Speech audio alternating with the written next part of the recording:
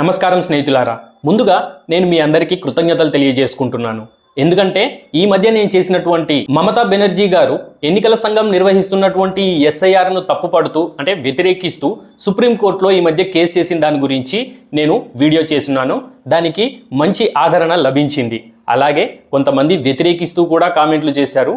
కానీ మన భారత రాజ్యాంగం ప్రకారము ప్రతి ఒక్కరికి వ్యతిరేకించే హక్కు అనేది ఉంది. కానీ కొంతమంది దుర్భాషలు ఆడుతున్నారు. అది కొంచెం మనసుకు బాధగా అనిపిస్తుంది. ఎందుకంటే మన భారత రాజ్యాంగం అనేది ప్రతి ఒక్కరికి వ్యతిరేకించే హక్కు అనేది ఇచ్చింది, ఆ స్వేచ్ఛ అనేది ఇచ్చింది. కానీ ఆ వ్యతిరేకత అనేది ఐడియాలజీ పరంగా అంటే భావనల పరంగా ఉండకుండా కొంచెం సొంత రీసెర్చ్ మీద ఫ్యాక్ట్ల మీద బేస్ అయి ఉండుంటే చాలా బాగుండేది అనిపించింది. అంతేకాకుండా చాలా మంది ఏమని కామెంట్లు చేస్తున్నారంటే మీరు కేవలం ఒక సైడ్ నుంచే మాట్లాడుతున్నారు, ఇంకో సైడ్ నుంచి మాట్లాడట్లేరు అని చెప్పేసి అభియోగాలు అనేటివి మోపుతున్నారు. ఇవి కూడా మనసుకు చాలా బాధ కలిగించింది. నేను నిజంగా చెప్పాలంటే ఒక సైడే మాట్లాడుతున్నాను, అది నా భారతదేశం సైడ్. నేను మమతా బెనర్జీ గారికి వ్యతిరేకిని కాను, అలానే బీజేపీ పార్టీకి నేనేమి ఫేవర్ని కాను, అలానే ఎన్నికల సంఘానికి కూడా నేను విరోధిని కాను. ఎందుకంటే ఎంత కాదనుకున్నా ఇవన్నీ మన ప్రజాస్వామ్యంలో, మన ప్రజాస్వామ్య వ్యవస్థలో భాగాలు. మన ఇంట్లో వాళ్ళని మనం ద్వేషించుకోము. కొంతమంది తప్పుగా ఆలోచిస్తుంటారు, కొంతమంది కరెక్ట్గా ఆలోచిస్తుంటారు.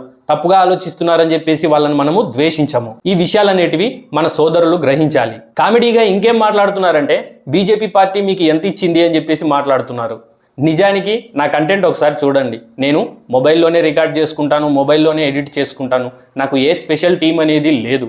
నేను ఒక్కనే కష్టపడుతూ నేను ఒక్కనే చేసుకుంటున్నాను. ఒకవేళ ఏదైనా పార్టీ తరపు నుంచి కానీ లేదా స్వచ్ఛంద సేవా సంస్థల తరపు నుంచి కానీ నాకు ఇలాంటి డబ్బులు అనేటివి వస్తూ ఉంటే నేను కూడా ఒక మంచి టీంని పెట్టుకొని మంచి ఎడిటింగ్ చేసుకొని ఇంకా మంచి క్వాలిటీతో వీడియోలు చేసేవాడిని. కానీ నాకు ఎవరి దగ్గర నుంచి ఒక రూపాయి అనేది రాదు. నేను నా దేశం కోసం పనిచేస్తున్నాను. డబ్బుల కోసమే పనిచేయాలంటే ఇతర కేటగిరీలలో కూడా చేయొచ్చు. ఏ ఒక టెక్ ఛానల్లో, లేకపోతే ఫ్యాక్ట్ బేస్ హిస్టారిక్ ఛానల్లో, లేకపోతే ఏఐ వీడియోలతోటి ఏదో ఒక ఫన్నీ వీడియోలు క్రియేట్ చేసో ఎలాగోలాగా డబ్బులు సంపాదించుకోవచ్చు. కానీ నేను కేవలము ఈ న్యూస్ అండ్ పాలిటిక్స్ మీద, జియో పాలిటిక్స్ మీద విశ్లేషించే ఛానల్ ఎందుకు పెట్టుకున్నానంటే మన భారతీయులు తెలివితేటల్లో కానీ లేదా బలంలో కానీ ఎవరితో తీసిపోరు. కానీ మన భారతీయులకు ఉన్నటువంటి లోపం ఏంటంటే మిస్ఇన్ఫర్మేషన్, ప్రోపగాండాల మీద మనం జీవిస్తున్నాం.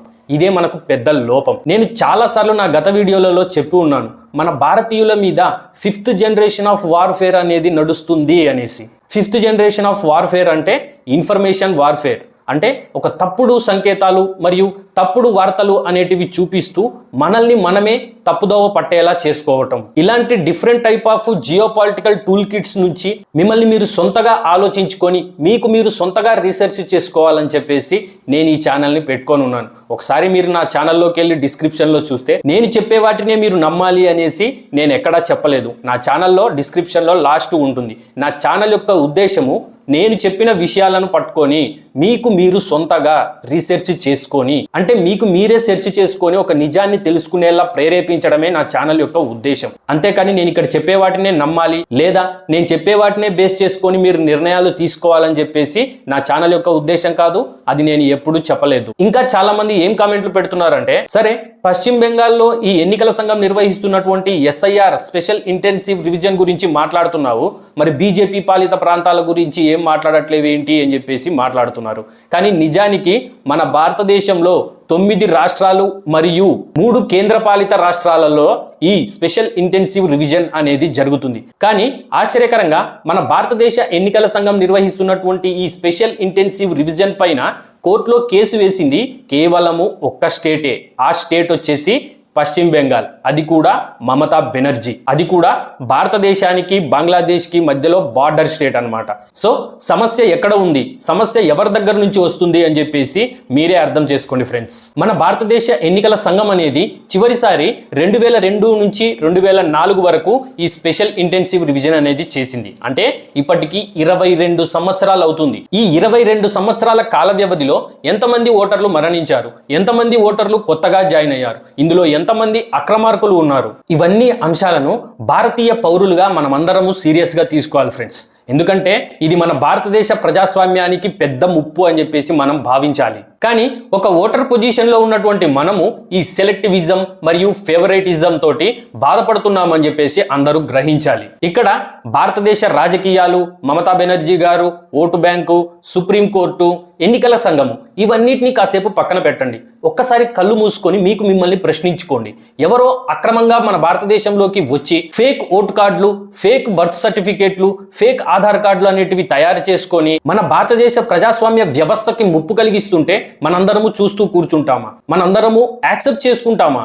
మనందరము నువ్వు తప్పు అంటే నువ్వు తప్పు అని ఒకరినొకరం వేలు పెట్టుకొని నిందించుకుంటామా? ఈ విషయాన్ని మీరందరూ కామెంట్ రూపంలో తెలియజేయండి ఫ్రెండ్స్. అయితే మమతా బెనర్జీ గారు ఈ ఎన్నికల సంఘం నిర్వహించేటటువంటి ఈ స్పెషల్ ఇంటెన్సివ్ రివిజన్ వ్యతిరేకిస్తూ సుప్రీంకోర్టులో కేసు వేసినటువంటి తరుణంలో ఇప్పుడు ఎన్నికల సంఘం అనేది మమతా బెనర్జీ గారిపై కూడా కేసు వేసింది. మమతా బెనర్జీ గారు పబ్లిక్ సభలలో రెచ్చగొట్టే వ్యాఖ్యలు మరియు ఉగ్రవాదానికి ఉసిగొల్పేటటువంటి స్పీచ్లు ఇచ్చి పశ్చిమ బెంగాల్లో ఈ స్పెషల్ ఇంటెన్సివ్ రివిజన్ ని నిర్వహిస్తున్నటువంటి అధికారులకు భయాందోళనకు గురి చేసే వాతావరణాన్ని కల్పిస్తున్నారు అని చెప్పేసి, మా డ్యూటీని మమ్మల్ని కరెక్ట్ గా చేయనివ్వట్లేదు అని చెప్పేసి మమతా బెనర్జీ గారికి వ్యతిరేకంగా ఎన్నికల సంఘం అనేది కూడా కోర్టులో కేసు వేసింది. ఈ కేసు తాలూకు విచారణ కూడా సుప్రీంకోర్టులో జరగబోతుంది. సో మీ అందరికీ నేను ఒక అవగాహన కలిగించడానికే ఈ వీడియో చేస్తున్నాను ఫ్రెండ్స్. మీ అభిప్రాయాలను ఖచ్చితంగా నా కామెంట్ సెక్షన్ లో తెలపండి. ఎందుకంటే నేను మీతో మాట్లాడుతున్నప్పుడే నాకు ఇంకా కొత్త కొత్త విషయాలు అనేటివి తెలుస్తుంటాయి. అదే మన భారతీయ సంస్కృతి. ఎప్పుడైతే మనం గ్రూప్ లో కూర్చొని ఒకరితో మాట్లాడుకుంటామో అప్పుడే మన జ్ఞానం అనేది పెరుగుతూ ఉంటుంది. సో ఇది ఫ్రెండ్స్ ఈ రోజు నా వీడియో. మీ అందరికీ నచ్చినట్లయితే నా వీడియోని లైక్ చేయండి, షేర్ చేయండి, మీ అభిప్రాయాలను కామెంట్ రూపంలో ఖచ్చితంగా తెలియజేయండి. ఒక మంచి వీడియోతో మళ్ళీ కలుద్దాం.